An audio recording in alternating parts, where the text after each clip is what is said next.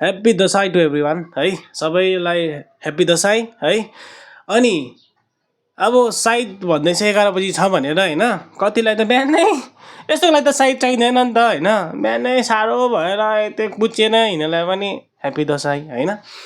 अनि बेलुका होइन यस्तो हामी त आशीर्वादको लागि मात्रै आएको भनेर राति ओहो यति मात्रै दिएछ नि भन्नेलाई पनि ह्याप्पी दसैँ है, कहिलेकाहीँ हुन्छ नि त होइन, यति मात्रै दिएछ त अलिक लस्ट भयो क्या भन्नेलाई पनि ह्याप्पी दसैँ है। त्यही हो होइन, दसैँमा चाहिँ अब बिहानै कतिलाई त बिहानै दसैँ लागिसक्यो होला होइन।